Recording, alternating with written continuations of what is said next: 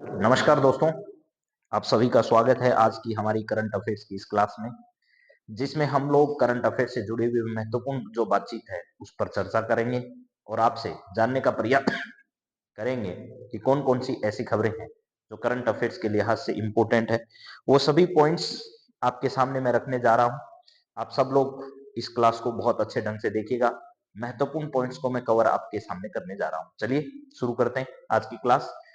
सबको राधे राधे के साथ मैं आज की इस क्लास का आगाज करने जा रहा हूँ। आप सब बहुत अच्छे से इन क्लास को देखने का प्रयास करना।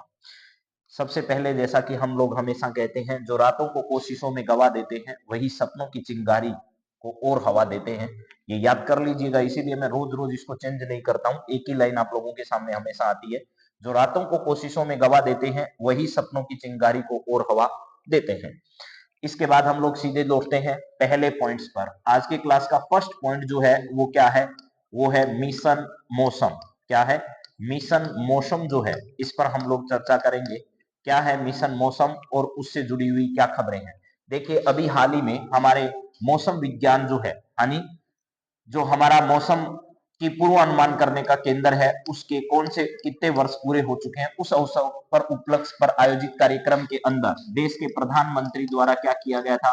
मिशन मौसम जो है, इसको लॉन्च किया गया था। यहाँ लिखा हुआ है, देश के प्रधानमंत्री नरेंद्र मोदी द्वारा मंगलवार को भारतीय मंडपम में आयोजित भारत मौसम विभाग के 150वें स्थापना दिवस के अवसर पर, यानी भारतीय मौसम विभाग जो है, आईएमडी, भारतीय मौसम विभाग, भारतीय मौसम विभाग, मौसम विभाग जो है, उस भारतीय मौसम विभाग के किस अवसर पर स्थापना के, कौन से स्थापना के 150वें दिवस पर, 150वें स्थापना दिवस पर, स्थापना दिवस पर एक जो है वो क्या लॉन्च किया गया? मिशन मौसम लॉन्च किया गया।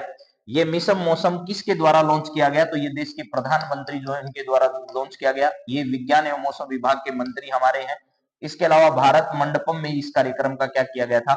आयोजन किया गया था। ये जानकारी। इसके साथ साथ मिशन मौसम का उद्देश्य क्या है? क्यों मिशन मौसम जो है वो लॉन्च किया गया?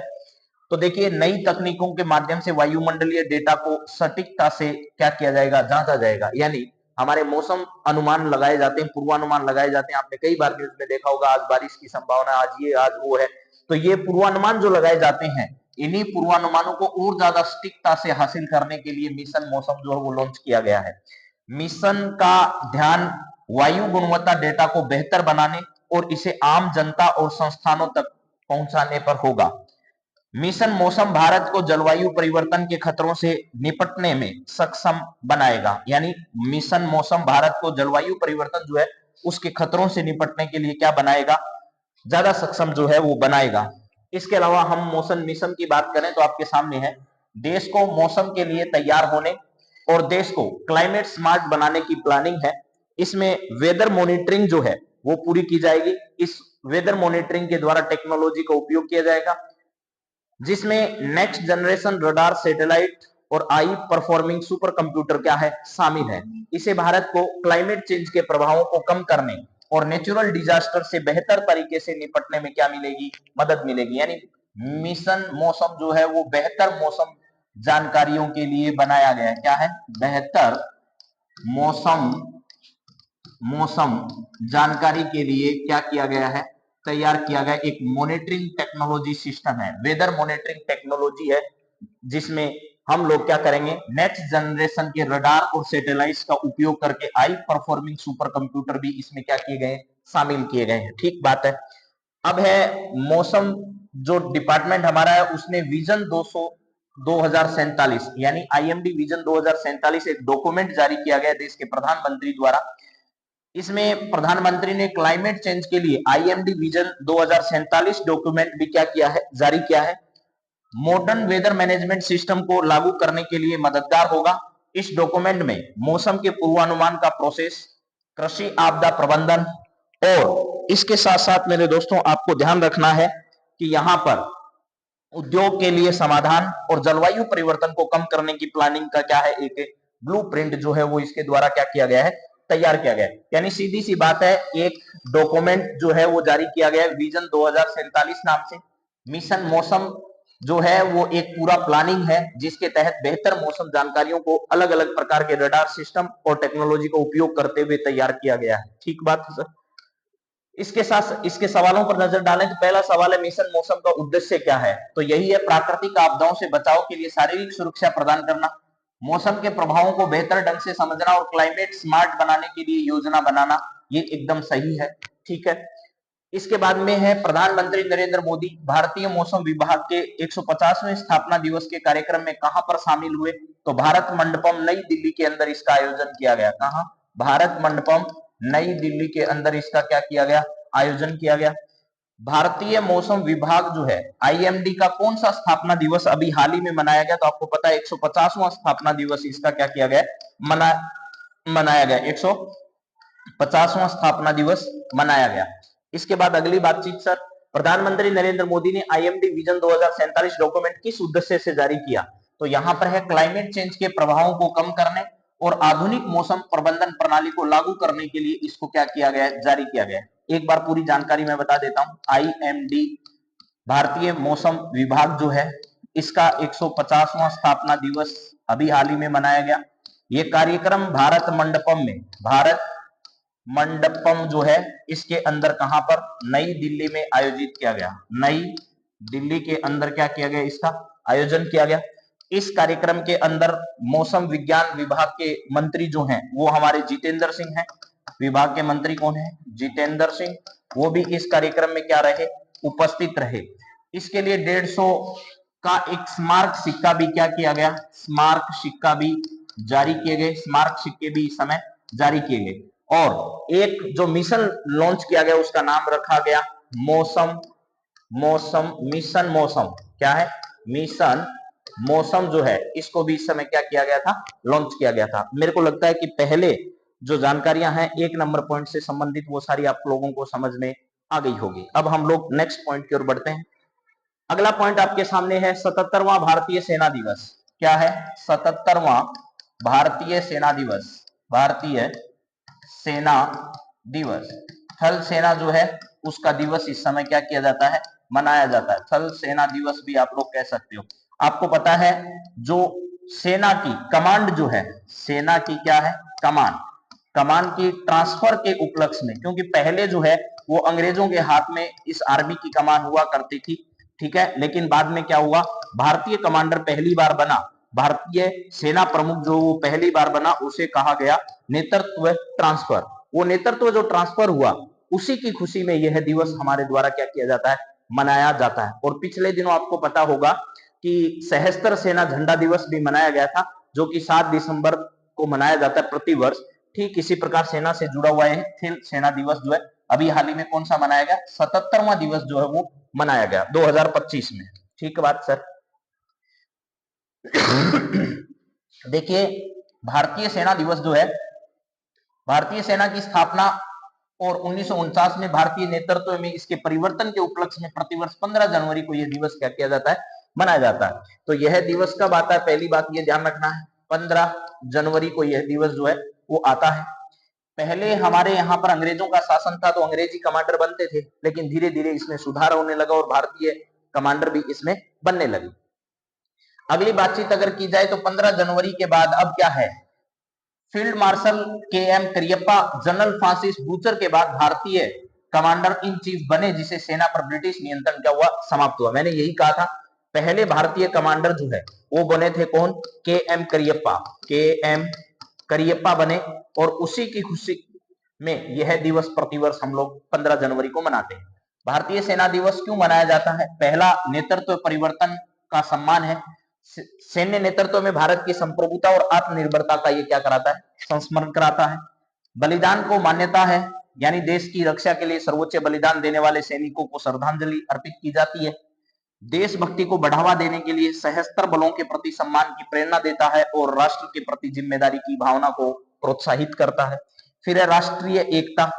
एकता को बढ़ावा देता है और नागरिकों और सशस्त्र बलों के बीच बंधन को क्या करता है? मजबूत करता है। इसलिए यह दिवस मनाया जाता है। 77वां भारतीय सेना दिवस जो है, इस 77वें भारतीय सेना दिवस के अवसर पर थीम इसकी क्या रही? थीम इसकी रही समर्थ भारत सक्षम सेना, यानी सशक्त भारत और सक्षम सेना कह दीजिए आप लोग, समर्थ भारत और सक्षम सेना या सशक्त भारत और सक्षम सेना कह दीजिए। और आयोजित कहाँ हुआ, तो पुणे में इसका आयोजन किया गया। पुणे कहाँ पर है, पूना महाराष्ट्र, पूना बोलते हैं ज्यादातर इसको, पूना महाराष्ट्र बोलते हैं। एक बात ये आपको ध्यान रखनी है, ठीक है। पुणे महाराष्ट्र में इसका क्या किया गया, आयोजन किया गया। तो सैन्य शक्ति का प्रदर्शन करने वाली परेड के साथ इसे क्या किया जाता है, मनाया जाता है। सैन्य परेड सटीकता, अनुशासन और शक्ति का प्रदर्शन इसमें किया जाता है सैन्य परेड में। जातीय नृत्य प्रदर्शन होते हैं, भारत की सांस्कृतिक विविधता का प्रतिनिधित्व होता है। प्रदर्शनियां, आधुनिक सैन्य उपकरण और हथियार इसमें क्या किए जाते हैं, प्रदर्शित किए जाते हैं। युद्धाभ्यास, भारतीय सेना की उन्नत क्षमताओं का प्रदर्शन इसमें होता है। महिला अग्निवीर की टुकड़ी क्या करती है, सेना में महिलाओं की बढ़ती भागीदारी पर क्या करती है, प्रकाश डालती है। स्थान परिवर्तन, देखिए 2025 में भारतीय सेना की परेड दिल्ली छावनी के पारंपरिक स्थल की बजाय हटाकर कहां की गई है, पुणे में आयोजित की गई है। 2024 में परेड का आयोजन लखनऊ में किया गया, जो दिल्ली छावनी के सामान्य स्थान से हटकर था। तो यहां ध्यान रखिएगा 2024 के अंदर भी ऐसा ही हुआ, 2025 के अंदर भी ऐसा हुआ। एक बार कहां पर आयोजन हो चुका है, एक बार लखनऊ के अंदर, लखनऊ में इसका आयोजन हुआ। दूसरी बात अगर की जाए तो यहां पर 2025 के अंदर इसका आयोजन कहां पर, पुणे महाराष्ट्र के अंदर आयोजन किया गया। तो ये सारी बातें आप लोगों को ध्यान रखनी है, क्योंकि आपकी परीक्षाओं की दृष्टि से बहुत इंपॉर्टेंट है। इस बार आयोजन कहां किया गया, पुणे महाराष्ट्र के अंदर इसका आयोजन हुआ। भारतीय सेना दिवस किस तिथि को मनाया जाता है, तो 15 जनवरी को मनाया जाता है, 15 जनवरी को। इसमें परेड का आयोजन कहां पर हुआ, परेड का आयोजन पूना महाराष्ट्र में किया गया। पूना या इसे आप लोग पुणे भी कह सकते हो। और ये है कहां पर सर, महाराष्ट्र जो है, यहां पर इसका क्या किया गया, आयोजन किया गया। भारतीय सेना दिवस किस ऐतिहासिक घटना के उपलक्ष्य में मनाया जाता है, तो भारतीय सेना में नेतृत्व परिवर्तन हुआ था। क्या हुआ था, नेतृत्व परिवर्तन। नेतृत्व परिवर्तन कैसे हुआ, अंग्रेजों से हटकर भारतीयों के हाथ में इसकी कमान आई। अंग्रेजों से हटकर क्या हुआ, भारतीय जो पहले करियप्पा थे हमारे, वो सेना प्रमुख बने थे। तो भारतीय सेना में नेतृत्व परिवर्तन की खुशी में ये क्या किया जाता है, दिवस मनाया जाता है। भारतीय सेना दिवस का मुख्य उद्देश्य क्या है, युद्ध के समय भारतीय सेना साहस को पहचानना, सैन्य नेतृत्व में भारत की संप्रभुता और आत्मनिर्भरता का क्या करना है, सम्मान करना है। ये इसका सही आंसर है। भारतीय सेना दिवस 2025 की थीम क्या है, तो आपको पता है सशक्त भारत और सक्षम सेना जो है, यही इसकी थीम रखी गई है। सशक्त भारत और सक्षम सेना, इस मिशन के साथ इसको क्या किया गया है, शुरू किया गया है। जरूर ध्यान रखिएगा, सशक्त भारत और सक्षम सेना जो है, इसकी 15 जनवरी को मनाए गए, 15 जनवरी को मनाए गए इस दिवस की क्या है भैया जी, थीम है। ठीक बात है सर। 2025 में भारतीय सेना दिवस की परेड कहां आयोजित की जाएगी, भारतीय सेना दिवस की परेड 2025 में कहां पर, पुणे में आयोजित की गई, पुणे महाराष्ट्र के अंदर, पुणे महाराष्ट्र के अंदर इस परेड का क्या किया गया, आयोजन किया गया। भारतीय सेना दिवस के अवसर पर क्या प्रदर्शन किया जाता है, भारतीय सेना दिवस के अवसर पर परेड होती है, इसके अलावा नृत्य प्रदर्शन होता है और हथियारों की प्रदर्शनी भी इस समय की जाती है। तो सैन्य परेड का आयोजन होता है, नृत्य प्रदर्शन होता है, हथियारों की प्रदर्शनी जो है वो भी इस समय की जाती है। ठीक बात है सर। महिला अग्निवीर टुकड़ी के प्रदर्शन का उद्देश्य क्या है, इसमें महिला अग्निवीर टुकड़ी जो है उसका भी प्रदर्शन किया गया। इसका उद्देश्य क्या है, महिलाओं के युद्ध में भाग लेने की क्षमता दिखाना, महिला सैनिकों को मान्यता देना, महिलाओं की बढ़ती भागीदारी पर प्रकाश डालना, केवल महिला सैनिकों के लिए सैन्य प्रशिक्षण। तो महिलाओं के युद्ध में भाग लेने की जो क्षमता है उसको क्या करना है, इसमें प्रदर्शित करना है। ठीक है, या सैनिकों को, महिला सैनिकों को मान्यता तो पहले से ही दे रखी है, तब नहीं हमारी सेना में है, तो उनकी युद्ध क्षमताओं को जो है वो क्या करना है, दिखाना है। चलिए अगला सवाल हमारे पास बहुत इंपॉर्टेंट है, वो है खो खो विश्व कप। हमारे स्थानीय खेलों को भी बहुत बढ़ावा दे रही है सरकार। खो खो वर्ल्ड कप जो है, यानी विश्व कप, वो भारत में आयोजित किया जा रहा है, विश्व कप। और ये पहला विश्व कप है, ध्यान रखना, क्या है, फर्स्ट विश्व कप है। और इसका आयोजन कहाँ हो रहा है, नई दिल्ली के अंदर इसका आयोजन जो है वो किया जा रहा है अभी हाल ही में। ठीक है, नई दिल्ली में इसका आयोजन हो रहा है, इंडोर गेम के रूप में खेला जा रहा है इसे। 13 जनवरी 2025 को नई दिल्ली के इंदिरा गांधी इंडोर स्टेडियम में इसका उद्घाटन हो चुका है। और पुरुष और महिला जो है दोनों के फाइनल मुकाबले के साथ इसका समापन होगा। भारतीय ओलंपिक संघ जो है इसके द्वारा समर्थित है खो खो प्रतियोगिता। इसका पहला संस्करण जो है जिसमें 20 पुरुषों की टीम और 19 महिलाओं की टीम क्या कर रही है, भाग ले रही है। ऐसा भी आपको ध्यान रखना है। पुरुष पुरुष टीम कितनी है, मेल टीम कितनी है और फीमेल टीम कितनी है, दोनों के बारे में जरूर ध्यान रखिएगा। ये पहला संस्करण है इसका, क्या है, पहला संस्करण इसका क्या किया जा रहा है, आयोजित किया जा रहा है। ठीक बात है सर। इसके बाद अगली बातचीत करते हैं और जानते हैं और ऐसी कौन सी बातें हैं जो आपको यहाँ पर इंपॉर्टेंट तरीके से याद रखनी है। ठीक है, तो भारतीय पुरुष team Nepal, Peru, Brazil, Bhutan, group A में जो शामिल है, इन टीमों को जरूर ध्यान रखना। एक है नेपाल की टीम, एक है पेरू की टीम, एक है ब्राजील की टीम और एक कौन सी है, भूटान की टीम।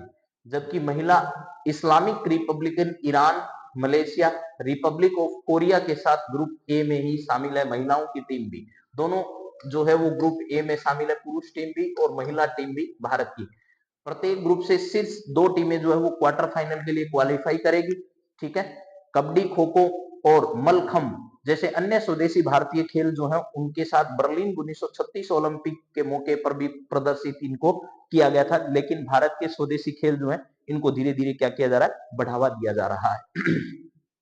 खो खो विश्व कप 2025 में पुरुष और महिला दोनों टूर्नामेंट चरणों में शुरू हो गए हैं और उसके बाद नॉकआउट मुकाबले होंगे और टूर्नामेंट का फाइनल जो है वो 19 तारीख को खेला जाएगा।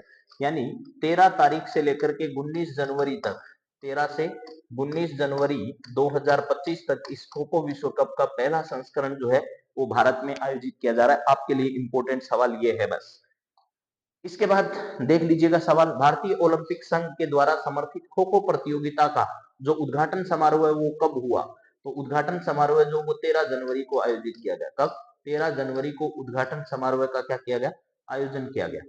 खो खो प्रतियोगिता का उद्घाटन कहाँ हुआ, तो इसका उद्घाटन जो है वो नई दिल्ली के इंदिरा गांधी इंडोर स्टेडियम में किया जा रहा है। कहां पर, नई दिल्ली के इंदिरा गांधी इंडोर स्टेडियम में इसका आयोजन किया जा रहा है।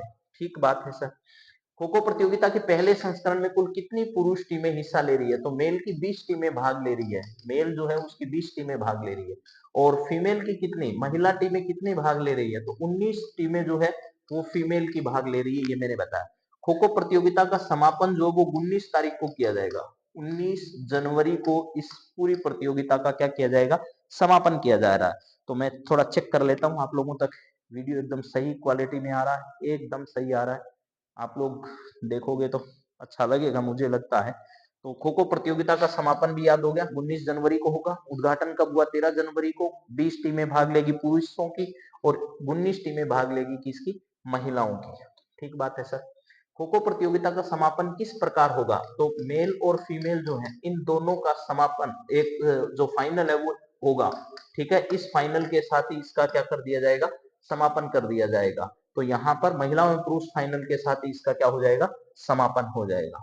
ठीक बात है। अगली बातचीत और इंपोर्टेंट खबर जो आपके साथ में शेयर करने जा रहा हूं वो है ये वाली, पीएम मोदी ने आईएनएस सूरत, ठीक है, एक क्या है, आईएनएस सूरत है, एक आईएनएस आपके पास है नीलगिरी, ठीक है, नीलगिरी। और अगला सवाल है आईएनएस आपके सामने है वागसीर, क्या है, वागसीर है। इसमें से ध्यान रखिएगा ये दो जो है वो तो है युद्धपोत, क्या है, ये दो तो है युद्धपोत। और ये जो नीचे वाला है आईएनएस वागशीर, ये आईएनएस वागशीर जो है वो आपकी है पनडुब्बी, क्या है, पनडुब्बी है। ये आप लोग थोड़ा देख लेना, ये पनडुब्बी है और ये दोनों के दोनों क्या है, युद्धपोत हैं। इसका जो जलावतरण है वो देश के प्रधानमंत्री नरेंद्र मोदी जी द्वारा किया गया, कहां से, मुंबई से, मुंबई से जो है इनका जलावतरण कर दिया गया है। मुंबई में नौसेना डॉकयार्ड में कमीशनिंग जो है इनकी हुई है और देश के प्रधानमंत्री ने ऐसा करते हुए कहा कि नौसेना सशक्तिकरण और आत्मनिर्भरता में एक बड़ी छलांग लगा रही है, भारतीय नौसेना और ज्यादा सशक्त हो रही है, ऐसा देश के प्रधानमंत्री का कहना है। आईएनएस जो सूरत है वो नौसेना में प्रवेश करने वाले जहाज विध्वंसक आईएनएस सूरत है और ये विशाखापट्टनम श्रेणी का, ध्यान रखिएगा मैं पूछूंगा सवाल अभी, विशाखापट्टनम श्रेणी के 4 स्टिल्थ गाइडेड मिसाइल विध्वंसक में से एक है और वो भी अंतिम है, क्या है, वो भी क्या है इसमें अंतिम, विशाखापट्टनम श्रेणी का अंतिम जो युद्धपोत है वो कौन सा है, आईएनएस सूरत है, ऐसा आपसे पूछा जाएगा। फिर है आईएनएस नीलगिरी, आईएनएस नीलगिरी जो है वो प्रोजेक्ट 17 अल्फा के तहत बनाए जा रहे 7 स्टिल्थ गाइडेड मिसाइल फ्रिगेट्स की एक नई श्रेणी का प्रमुख जहाज है फ्रिगेट आईएनएस नीलगिरी जो है वो कौन सा 17 अल्फा का जो है वो 7 जहाजों में से एक जहाज जो आपका है वो आईएनएस नीलगिरी है। इसके बाद में पनडुब्बी है आपकी कौन सी वाघसिरी जो कि डीजल इलेक्ट्रिक अटैक पनडुब्बी है और वो भी कलवरी श्रेणी की है। ये ध्यान रखना कौन सी श्रेणी की कलवरी श्रेणी की और कलवरी श्रेणी में भी कौन सी है छठी है। तो ये ध्यान रखना पहले बैच की छठी और आखिरी जो पनडुब्बी है वो कौन सी है वाघसिर है जो कि कलवरी श्रेणी की है। ये प्रोजेक्ट अल्फा के तहत है। ये विशाखापट्टनम श्रेणी का अंतिम विध्वंसक जहाज है। चलिए अब सवालों पर बात करते हैं। देश के प्रधानमंत्री नरेंद्र मोदी ने आईएनएस सूरत आईएनएस नीलगिरी को कमीशन किया है। ये पोत किस प्रकार के हैं तो ये ध्यान रखना ये दोनों पोत जो है वो युद्ध पोत है। कैसे पोत है भाई युद्ध पोत है ऐसा ध्यान रखना। ठीक है आईएनएस वाघसीर जो है वो किस प्रकार का पोत है तो ये है एक पनडुब्बी है। ये है एक पनडुब्बी है ऐसा भी आपको ध्यान रख लेना है। ठीक है प्रधानमंत्री नरेंद्र मोदी ने आईएनएस सूरत और आईएनएस वाघसीर कब कमीशन किए तो इनको कमीशन करने की तारीख भी आपको ध्यान होनी चाहिए। 15 जनवरी को ही इनको क्या किया गया कमीशन किया गया। 15 जनवरी 2025 को इनको कमीशन कर दिया गया है। ठीक बात है सर 15 जनवरी 2025 ये रहा नीचे यहाँ पर ये पनडुब्बी रही यहाँ पर ये युद्ध पोत रहा। सभी सवाल आपको समझ आ रहे होंगे। चलिए नेक्स्ट आईएनएस सूरत किस श्रेणी का जहाज है और ये भारतीय नौसेना में किसके तहत प्रवेश करने वाला अंतिम जहाज है। आईएनएस सूरत के बारे में मैंने बताया था ये विशाखापट्टनम श्रेणी का है और यह जो है वो इसका अंतिम विशाखापट्टनम श्रेणी का अंतिम जहाज है ऐसा आप लोग समझ सकते हैं। मैंने अभी अभी बताया होगा देखिए यहाँ पर विशाखापट्टनम श्रेणी का 4 नंबर का स्टील्थ गाइडेड मिसाइल विध्वंसक में से एक है यानी चौथा है। ठीक है तो यहाँ पर एक जगह लिखा है पहला पहला नहीं है चौथा है तो विशाखापट्टनम श्रेणी का है और यह चौथा जहाज है। हालांकि ये दोनों ऑप्शन सेम है तो ये वाला आपका दोनों सही है। यहाँ पर विशाखापट्टनम श्रेणी और चौथा जहाज है यहाँ भी चौथा लिखा है तो ये एकदम सही आंसर होगा यानी ये चौथा जहाज है ये आप लोग समझ लीजिएगा। अंतिम नहीं भी कहोगे तो भी काम चल जाएगा। ठीक है इसके बाद आईएनएस नीलगिरी जो है आईएनएस नीलगिरी की बात कर रहे हैं हम लोग। आईएनएस नीलगिरी किस परियोजना के तहत बनाया गया और यह प्रमुख श्रेणी का जहाज है तो मैंने आपको बताया था कि 17 अल्फा के तहत प्रोजेक्ट 17 अल्फा के तहत बनाया गया स्टील्थ गाइडेड मिसाइल फ्रिगेड है। ये क्या है पनडुब्बी है क्या जहाज है क्या है तो यह है एक विध्वंसक जहाज है। परियोजना 17 अल्फा के तहत बनाया गया स्टील्थ गाइडेड मिसाइल फ्रिगेड है आपको ये समझ लेना है। ठीक है चलिए सर नेक्स्ट बात करते हैं। अगला सवाल है आईएनएस वाघशीर किस श्रेणी की पनडुब्बी है और यह भारतीय नौसेना में किस बैच की आखिरी पनडुब्बी है यह भी बताना है। तो यह कलवरी श्रेणी की है। पहली बात तो आपको यह ध्यान रखना है क्या है कलवरी श्रेणी की है। दूसरी डीजल इलेक्ट्रिक है क्या है diesel electric diesel electric diesel electric पनडुब्बी है। ठीक बात है और इसके साथ साथ पहले बैच की ये छठी जो है पहले बैच की छठी पनडुब्बी है तो कलवरी श्रेणी की है डीजल इलेक्ट्रिक अटैक पनडुब्बी है और पहले बैच की ये कौन सी है छठी पनडुब्बी इसमें मानी गई है। ठीक बात है सर जी। तो चलिए मित्रों आप लोगों के सामने मैंने बहुत सारे सवाल रखने का प्रयास किया। हालांकि टॉपिक जो है वो मुख्यतः मैं बता देता हूं आपको एक बार फिर। यहाँ पर एक टॉपिक था आईएनएस सूरत आईएनएस नीलगिरी आईएनएस वाघसीर को कमीशन किया गया। ये पहला टॉपिक एक तरीके से इंपॉर्टेंट टॉपिक है। इसके बाद में हमारा जो है वो खो खो विश्व कप का जो आयोजन हो रहा है 13 जनवरी से उद्घाटन है। 13 जनवरी से 19 जनवरी तक इसका आयोजन किया जा रहा है न्यू दिल्ली के अंदर। इसका इंदिरा गांधी स्टेडियम में इंडोर स्टेडियम में इसका आयोजन हो रहा है। ये भी इंपॉर्टेंट है पहला संस्करण है और वो भी भारत में आयोजित हो रहा है। इसके बाद अगली खबर मैंने बताई थी 77वां जो सेना दिवस है उसके बारे में था। 77वां सेना दिवस हम लोगों ने अभी मनाया था। तो ये 77वां सेना दिवस जो क्यों मनाया गया क्योंकि भारत में जो है वो सेना के नेतृत्व के स्थानांतरण को रिप्रेजेंट करने वाला था। ठीक बात है सर। इसके बाद में अगली बातचीत जो हमारी थी वो थी मौसम मिशन के बारे में। मौसम मिशन जो है वो 150वां स्थापना दिवस मनाया गया किसका भारतीय मौसम विभाग की स्थापना के 150वां दिवस मनाया गया। इसी का आयोजन नई दिल्ली के भारत मंडपम में किया गया था। तो ये सारी खबरें मैंने आपसे चर्चा की है। मुझे लगता है कि ऐसी खबरों से आप लोग संतुष्ट होंगे, क्योंकि कल मैंने एक दोस्त का कमेंट पढ़ा, उसके बाद मुझे लगा कि ज़रूर मुझे बोर्ड पे ही पढ़ाना चाहिए और जो ऑब्जेक्टिव सवाल है वो लगातार मैं आप लोगों के साथ शेयर करता रहूँगा। लेकिन सुजस ई-बुलेटिन की क्लास को मैं ठीक वैसे ही लूँगा जैसे आपके सामने इन दिनों में क्लास आ रही है। तो आप सबका बहुत-बहुत धन्यवाद और इसी प्रकार करंट अफेयर्स की इन खबरों के लिए आप हमारे साथ जुड़े रहिए। हम आपके कहने पर ही ये सब प्रयास कर रहे हैं। तो आप सबका बहुत-बहुत धन्यवाद है इस क्लास से जुड़ने के लिए और देखने के लिए भी, और इन खबरों से अपडेट रहिए। हमेशा अपडेट रहोगे तो जीवन में बहुत आगे जाओगे। तो बहुत-बहुत धन्यवाद और बहुत-बहुत शुभकामनाएँ आप सबको। थैंक यू, धन्यवाद।